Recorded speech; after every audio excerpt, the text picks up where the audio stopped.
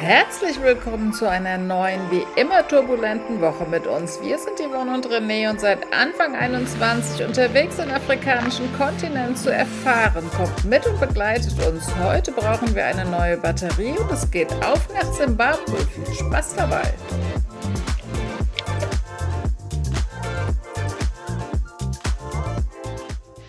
Er schafft es immer wieder, nach 37 Jahren mich zu überraschen. Eben stand er vor seinem Auto und hat auf diese Schlammspritzer geguckt und hat gesagt, ach, guck mal, wie schön die sind. Das muss man erst mal hinkriegen mit dieser Farbschattierung. Und das hat er ernst gemeint. Jetzt zeige ich euch noch mal kurz, wie hier unsere Toilettenräume aussehen. So, das wird uns hier immer so als Campingplatz verkauft. Und dafür, was diese Dinger bieten, sind wir ja von günstig ganz weit entfernt. Die haben hier eigentlich Preise, die wollten erst 1000 Metz von uns haben. Ich habe dann auf 800 Metz runtergehandelt. Das sind ungefähr 13 Euro.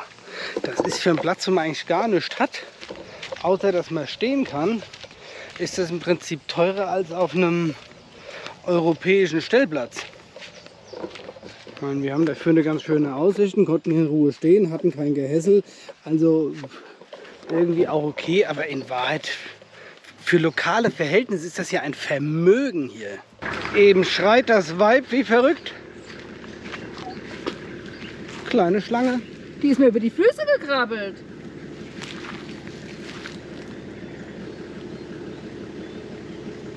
Und weg ist sie. Die hat mich erschreckt, die ist mir hinten über die Fersen gekrabbelt. Da sieht man es mal wieder, am helllichten Tag.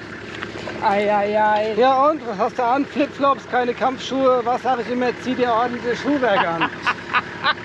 Aber man muss ja davon ausgehen, das war ja jetzt eine kleine dunkle Schlange. Und dunkle Schlangen, die ungefährlich aussehen, sind auch in der Regel ein bisschen ungefährlicher. Gefährliche Schlangen haben meistens irgendwie auch grelle Farbtöne als Warnsignal, sagt der kleine Schlangenexperte. Wir lesen das mal nochmal nach. Ich wollte gerade sagen, also glaubt da nicht immer das, was ich sage. Bye bye, danke schön. Tschüss, Domingo. Wiedersehen. Okay, es geht los. Batteriesuche. Ich bin jetzt mal sehr gespannt, wie turbulent jetzt Chimoio ist, weil normalerweise, das haben wir jetzt erfahren, dass schon Sonntag ist Sonntag, auch wenn Geschäfte offen sind die Städte viel ruhiger. Es ist weniger Verkehr und die Leute sind weniger unterwegs, vor allen Dingen sind sie schicker unterwegs. Und jetzt, Montag früh, müsste eigentlich hier so viel mehr Ameisenhaufen sein. Naja, vom Ameisenhaufen sind wir ja noch weit entfernt. Und während René sich im Batterieladen informiert, bekomme ich mal eine klassisch afrikanische Fortbewegungsvariante vor die Linse. Und das nur in harmloser Form, denn sie sind nur zu dritt und nicht zu fünft unterwegs. Nur Portugies. Locker. Was heißt denn hier locker? 650C hat er da liegen. Und gleich hier den Preis ausgehandelt von 11.250 auf 9.500. Das sind 135 Euro. Das geht Ich doch. kann sogar mit Creditcard bezahlen, also völlig entspannt. Und ich baue jetzt aber auch direkt ein, um zu sehen, dass es tatsächlich geht. Sehr schön. Für den Preis gut, Batterie gut. Alles gut.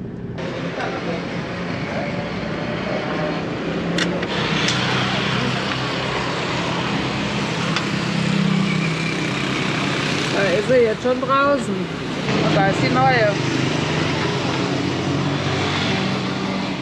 1:1 ausgetauscht.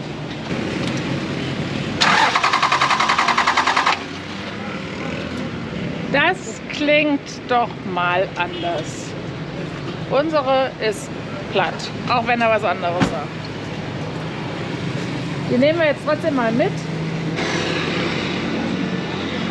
Die Dinger haben Batterieflüssigkeit da drin. Also die haben aber alle Flüssigkeit drin, das ist eigentlich alles okay, also leer ist dies nicht. Jetzt wird hier mit der Pipette gearbeitet.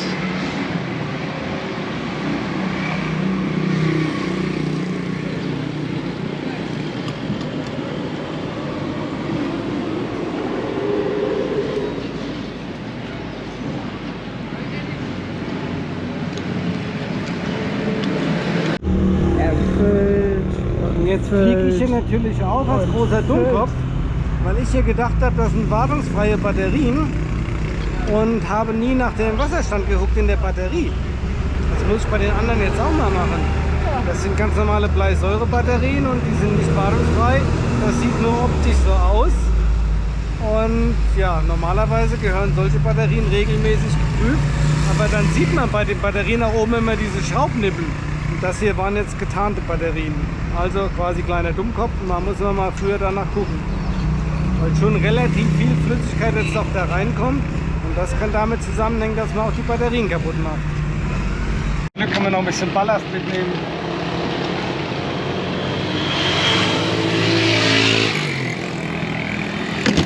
So, dann gehe ich mal rein, das Payment machen.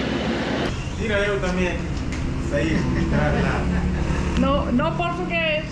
Yeah, check picture me too. Yeah? You too? Yeah, for sure. Yeah. But you have to go to the light. But yeah, It's good. Yeah. You're on the film right now. That's good. it's good, yeah? Yeah, perfect. Thank you. So, das Ganze hat jetzt, glaube ich, keine 15 Minuten gedauert, oder? Was ja auch total nett war eben. Wir standen eben noch am Bezahlen in dem Geschäft und dann kam noch einer rein und hat gefragt, ob er uns helfen kann. Der war ein Local und hatte gesehen von der Kreuzung hier vorne, dass hier unser Auto steht mit offener Motorhaube und wollte einfach fragen, ob er uns noch helfen kann. Auch sehr nett.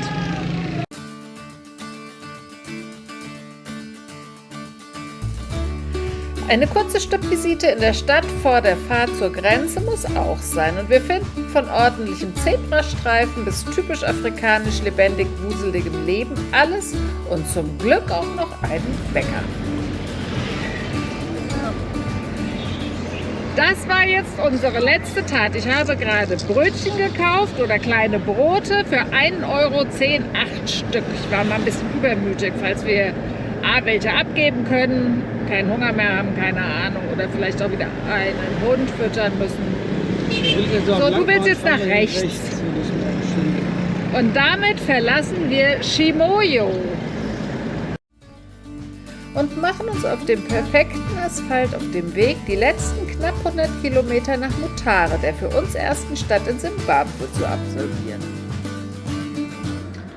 Vorbereitung für die Grenze nach Simbabwe. Einmal haben wir hier unser Carnet de Passage schon mal ausgekramt. Da haben wir schon mal ein paar Dollar ausgekramt, unsere Impfausweise. Dann haben wir hier, ich weiß gar nicht, was das ist. Das sind irgendwelche Einreise. Genau. Das waren die Visa zugehörigen Dinger, oder? Ja, aber die brauchen wir wahrscheinlich zur Ausreise dann, keine Ahnung. Nee, Ich gut. nehme es erstmal auf, weil das Besser. Visa ist ja im Pass eingeklebt. Besser haben als brauchen. Versicherung, ich schätze, wir werden trotzdem eine vorne abschließen müssen. Wir haben zwar eine, die dort gilt, theoretisch aus Südafrika noch, Ach, wo ist die aber denn? die ist vorne im Handschuhfach. Die haben wir doch immer Okay. benutzt gehabt. Gut. Und sonst sind wir eigentlich soweit vorbereitet.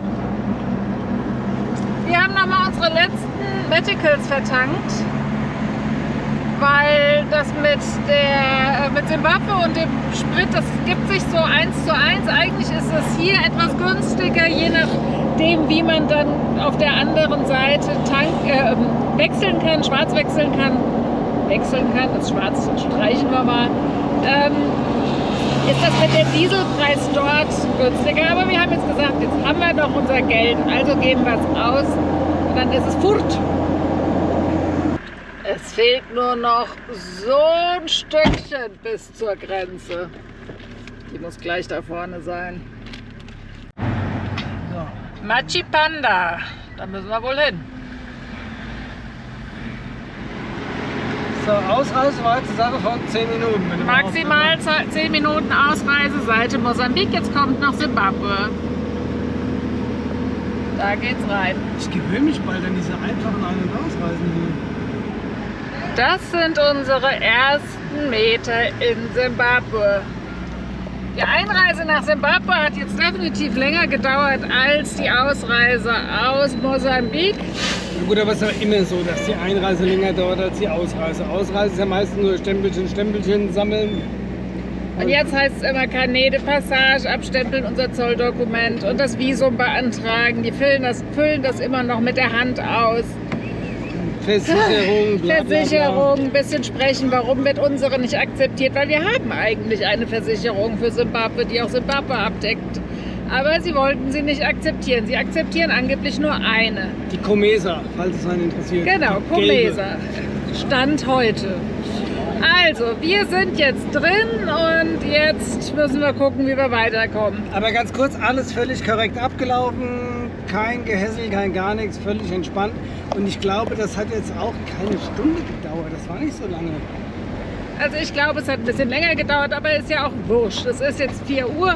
Ich glaube, wir sind um 1:30 oder sowas. Das können wir ja nachkontrollieren. 2:30. Okay, ist wurscht. Müssen wir jetzt hier nicht vor der Kamera diskutieren. Es war ein relativ zügiger Grenzübergang. Wir nutzen die Infrastruktur der Stadt, um uns gleich eine lokale SIM-Karte zu organisieren, bevor es wieder ins Off geht. Wir sind eine Telefonkarte reicher. Oh, da muss ich erstmal ganz kurz auf das wunderbare Hospital oder was das ist. Das sieht ja schön aus. Das Magistrat, das Gericht. Ganz eindeutig, gleich auf den ersten Eindruck ist Simbabwe englisch-kolonialer geprägt. Das gefällt mir schon mal sehr, sehr gut. Wir haben eine Telefonkarte uns gerade ergattert, sind jetzt somit auch gleich wieder telefonisch erreichbar. Das finde ich ja immer ganz nett. Und haben festgestellt, sie wollten uns schon wieder über den Tisch ziehen.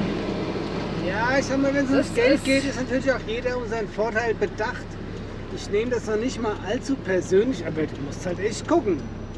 $5 sind $5. Und jetzt Er hat uns nämlich einen anderen Preis gesagt, aber zum Glück kam eine SMS mit der Nachricht, was man an Datenvolumen bekommt und was es kostet. Und somit haben wir $5 gesichert, gespart. Weil hier in Simbabwe ist der US-Dollar,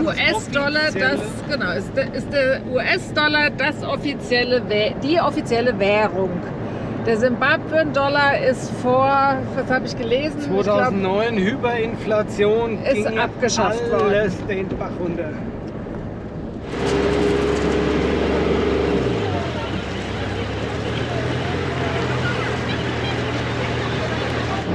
Ich bin in Simbabwe. Und ich liebe die Interaktion mit den Menschen. Die freuen sich immer, die grüßen, die freuen sich über unseren Elefanten da vorne dran. Das ist einfach total traumhaft. Ich meine, was ein Länderpunkt. Guckt euch doch mal das Leben da draußen an. Sensationell. Oh, ich liebe es. Oh, watch it on YouTube. Post it on YouTube. Laila on Tour. Yeah, sure. Nice to meet you guys. Nice to meet you too. Und das ist es, was ich meine. Marketing auf der Straße. Einfach an der Straße hier. Geil, dass ihr da seid. Schön, ich freue mich. Das mit dem YouTube war jetzt eben vollkommen außer Plan, weil ich halt die Kamera mal drauf gehalten habe. Aber es passiert einfach so oder so. Sensationell. Wieder vollkommen andere Vibes hier. Sofort. So, und von da kamen wir. Da hinten sieht man noch die... Also ich kann mich noch sehr gut daran erinnern und kann das sehr gut sehen. Das ist Mosambik da hinten, die ganzen Telefonmasten, so wie das ausgesehen hat. Hier unten im Tal sieht man die Grenzstation. Hier koche ich. Und hier bewundere ich.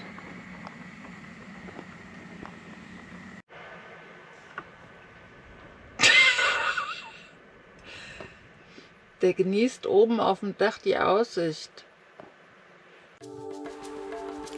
Die leider so gar nicht richtig rüberkommt, aber einfach bombastisch war, erst recht abends im Sonnenuntergang. Schönen guten Morgen aus Simbabwe. Wir haben unsere erste Nacht am Prince of Wales Aussichtspunkt verbracht. Wunderbar ruhig, alles war gut. Sind heute Morgen im Nebel aufgewacht. Es war total schön und jetzt quält sich unser kleines Tempochen hier die Bergstraßen hoch, qualmt wieder schön schwarz. Wir sind mittlerweile schon auf 1450 Meter hochgekommen und es wird höher. Ich muss mich auch gleich wieder umziehen, weil es ist kühl draußen. Wir sind hier in den bergigen Wäldern und das ist einfach ein Traum. Ich hoffe, dass wir jetzt gleich irgendwann mal einen schönen Platz zum Parken finden, dass wir mal wandern gehen können. Jetzt brauchen wir erstmal den ersten Gang. Meine Herren, die machen die Straßen ganz schön steil. Wir befinden uns ja jetzt hier im Burma Valley, also Burma-Tal. Und das ist seit 1918 sind 3 Familien aus Chimanimani abgereist, 3 Burenfamilien, und haben sich als erste hier im Tal angesiedelt. Allein die Zufahrt, die hier, oder der Zugang, würde ich jetzt eher mal sagen, hat 3 Jahre gedauert, bis der gebaut war. Das ist also echt alles Wahnsinn, was hier passiert ist. Allerdings war das damals schon bekannt als das fruchtbarste Tal hier wohl in der Ecke. Hier gedeiht wohl alles. Wir müssen noch rausfinden, was alles ist, aber es gibt wohl Mango, es gibt Tee, wird hier ganz viel angebaut, ganz viel Obst, Früchte überhaupt und richtig voller Urwald, und es ist auch Naturschutzgebiet hier teilweise. Und das kann man hier erwandern. Hier gibt es Affen. Es ist leider vieles abgeholzt worden, und auch in der Landreform ist hier viel enteignet worden wieder. Und es gibt nur noch eine groß zusammenhängende Farm hier im Tal, die noch in Privatbesitz sich befindet. Aber es wird spannend und schön und sieht einfach fantastisch aus.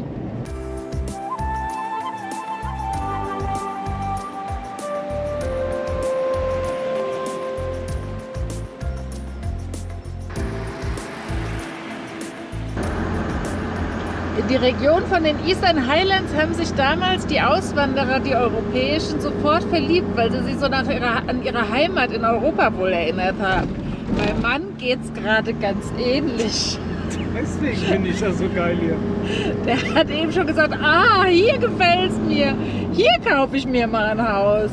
Aber er sagt er immer, wenn es ihm irgendwo neu gefällt, hier kauft er sich mal ein Grundstück und hier kauft er mal was. Machen wir natürlich nicht, aber es ist echt fantastisch wunderschön. Ich will meinen Arm gar nicht da rausstrecken, da ist es kalt. Wir suchen unseren Stellplatz hier auf einem verlassenen Fußballfeld.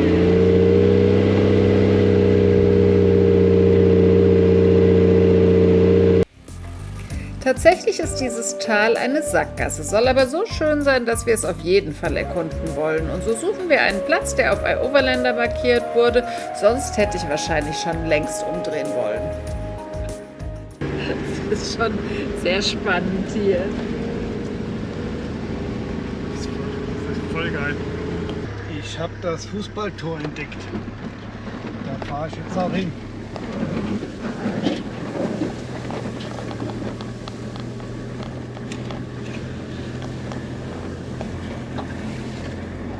Ist doch super. Ja, hier ist die Feuerstelle. Tipptopp. Tip, top.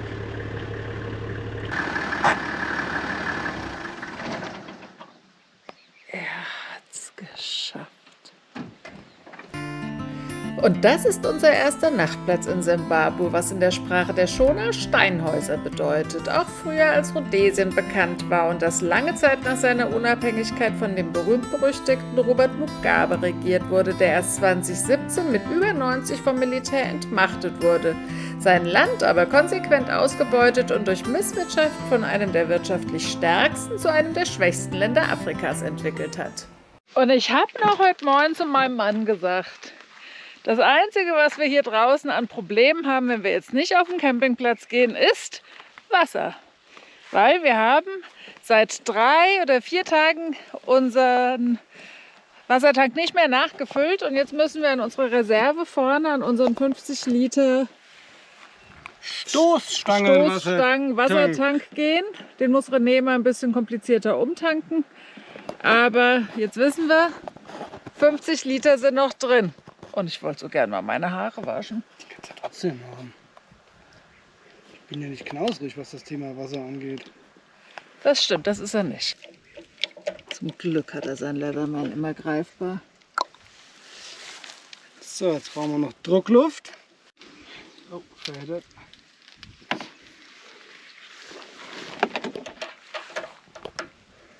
Und Wasser, Marsch!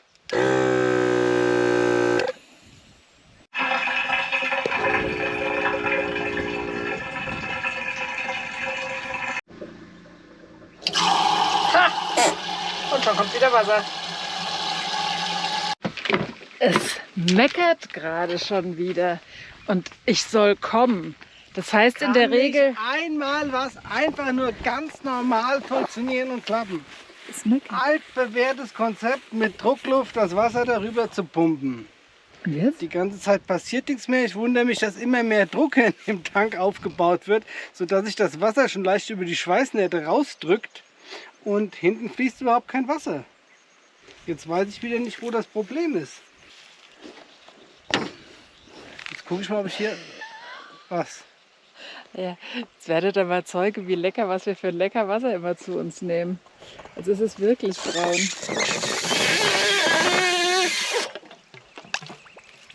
Da kommt braunes Wasser raus. Einwandfrei. Aber ich kann durchblasen. Warum kommt das jetzt nicht raus, wenn ich Druck auf dem Tank habe?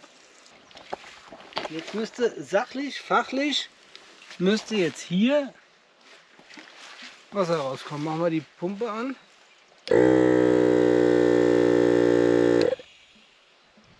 Es zischt. Das sind so schöne Momente, obwohl sie blöd sind, wenn er mal sprachlos ist. Ich verstehe es einfach nicht. Das hört mir hier zischen.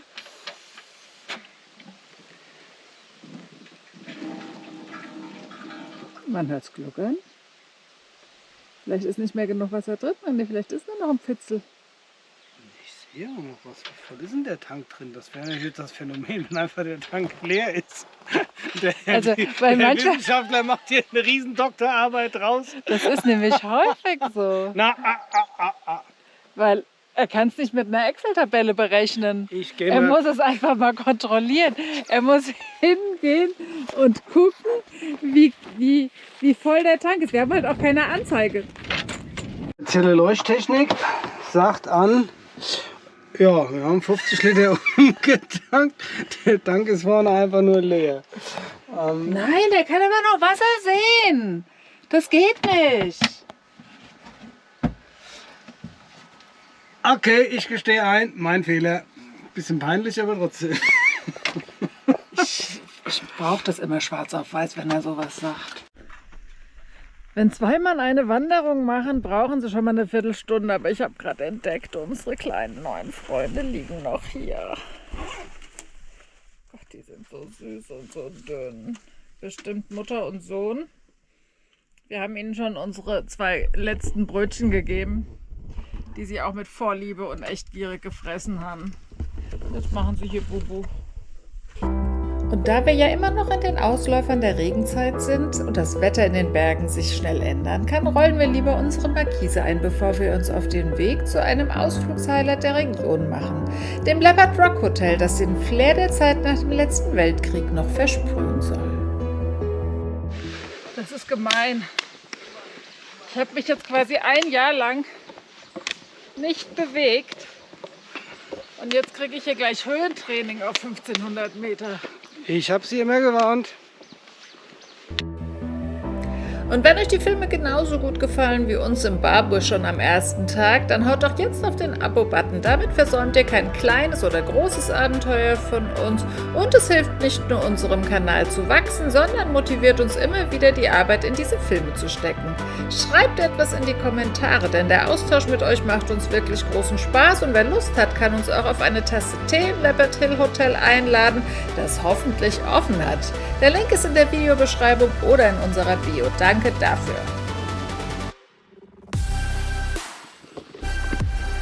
So, hier haben wir den ersten Affen.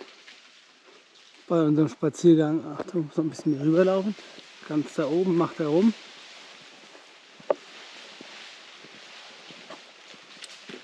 Der macht ganz schön wilden Max da oben. Jetzt habe ich der Frau versprochen, dass ich sie mal richtig dick zu einem Wasser und einem Stück Trockenbrot einlade im legendären Leopard Rock Hotel. Und was ist? Es ist zu. Geschlossen wegen Renovierung. Wir können doch nicht mal auf das Grundstück dort überhaupt gehen, um es mal von außen uns anzugucken. Oh, jetzt muss ich den größten Teil des Weges wieder bergauf kraxeln. Ja, das ist ein bisschen deprimierend. Das ist ziemlich deprimierend. Na ja gut, so haben wir uns bewegt. Das ist schon so ein bisschen was völlig Natürliches gerade. Einfach mal so spazieren gehen. So eine kleine Wanderung hier machen, ganz entspannt. Das finde ich irgendwie total geil. Hier sind jetzt Affen.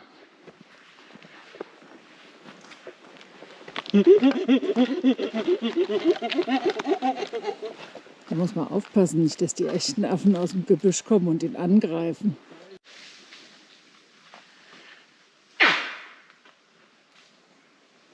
Das sind Affen.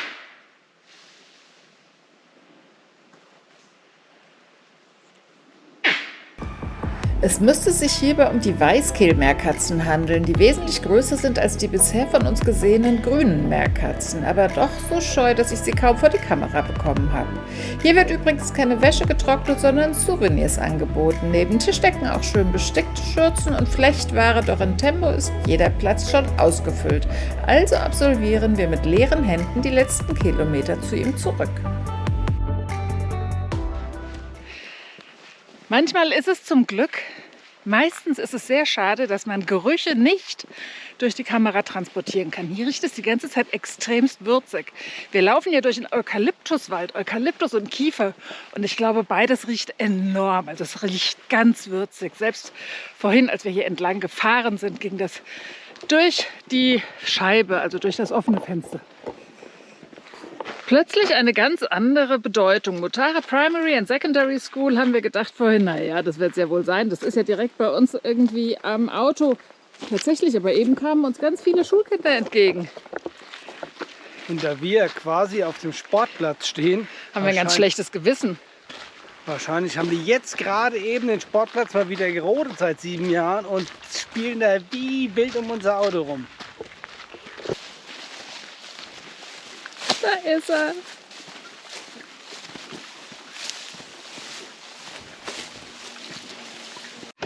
Ein sicherheitsbewusster Mann hat sogar die Tür verriegelt. Nee, ich bin nicht ängstlich.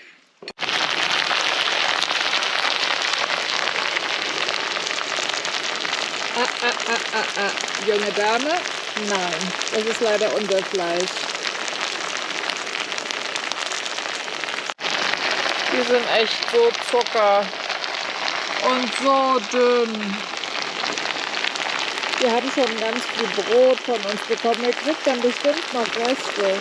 Wir müssen auch noch ein bisschen was essen.